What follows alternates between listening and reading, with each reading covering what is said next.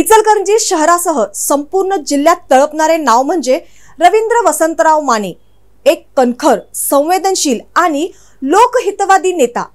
सामाजिक कार्यातून राजकारणात आलेले माने साहेब जनतेच्या प्रत्येक संकटात ठामपणे उभे राहतात। विकास कामे, जनसेवा आणि प्रभावी नेतृत्वामुळे ते जनमानसात विश्वासाचे प्रतीक बनले आहेत। रवींद्र माने यांची राजकारणाची सुरुवात मराठा महासंघ अध्यक्ष, राष्ट्रवादी युवक काँग्रेस अध्यक्ष आणि राष्ट्रवादी फादर काँग्रेस अध्यक्ष म्हणून झाली। त्यांच्या नेतृत्वाला लोकमान्यता मिळाली आणि त्यांची वाटचाल नगरसेवका पदापर्यंत झाली। त्यानंतर बांधकाम समिती सभापती, गटनेता ते आता शिवसेना जिल्हा प्रमुख म्हणून ते जिल्ह्यातील राजकारणाचा केंद्रबिंदू बनले आहेत। रवींद्र माने यांनी समाजसेवेच्या आवडीमधून राजकारणात प्रवेश केला। त्यांनी कायम सामाजिक हिताला प्राधान्य दिले। आपल्या पदाचा उपयोग केवळ स्वार्थासाठी नव्हे तर इचलकरंजीच्या सर्वांगीण विकासासाठी केला। त्यामुळेच त्यांचे नाव आदराने घेतले जाते। गोरगरिबांना शासकीय व वैद्यकीय मदत मिळवून देण्यात त्यांचा सिंहाचा वाटा आहे।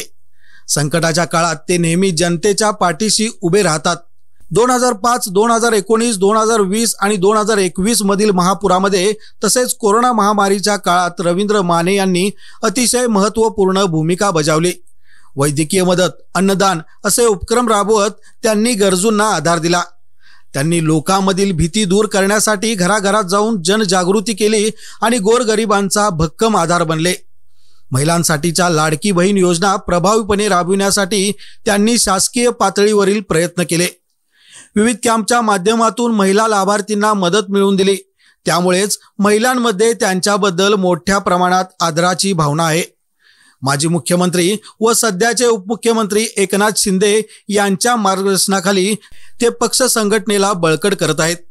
खासदार धैर्यशील माने यांच्या नेतृत्वाखाली ते इचलकरंजीचा औद्योगिक आणि सामाजिक विकास साधण्यासाठी कार्यरत आहेत। पंचगंगा प्रदूषण मुक्तीसाठी शासनाकडे पाठपुरावा सुरू असून त्याच्या पहिल्या टप्प्यात इचलकरंजी शहरातील ड्रेनेज लाईन बदलण्यासाठी 539 कोटीचा निधी मंजूर करून आणला। मारुती मंदिर व विठ्ठल मंदिराचा जीर्णोद्धार केला। शिवतीर्थच्या विकासाचा दुसरा टप्पा जय सांगली नाका येथील महात्मा बसवेश्वर यांचे स्मारक तसेच मलाबदे चौकात धर्मवीर छत्रपती संभाजी महाराजांचा भव्य पुतळा उभारण्यासाठी त्यांनी विशेष प्रयत्न केले आणि आता प्रत्यक्ष काम सुरू झाल्याने त्यांच्या प्रयत्नांना यश मिळाले आहे। नूतन पालकमंत्री प्रकाश आंबेडकर हे त्यांचे जवळचे मित्र असून त्यांनी इचलकरंजीतील पहिल्या भेटीतच नर्सिंग कॉलेजला मंजुरी दिली। त्यामुळे इचलकरंजीत आता सर्वकष नेतृत्व म्हणून रवींद्र माने यांचे नाव अग्रस्थानी आले आहे। रवींद्र माने यांनी शिवसेना जिल्हा प्रमुख म्हणून जबाबदारी स्वीकारताच जिल्ह्यात पुन्हा शिवसेनेचे भगवे वादळ निर्माण झाले। त्यांच्या प्रभावी नेतृत्वामुळे पक्ष संघटनेला नवे बळ मिळाले।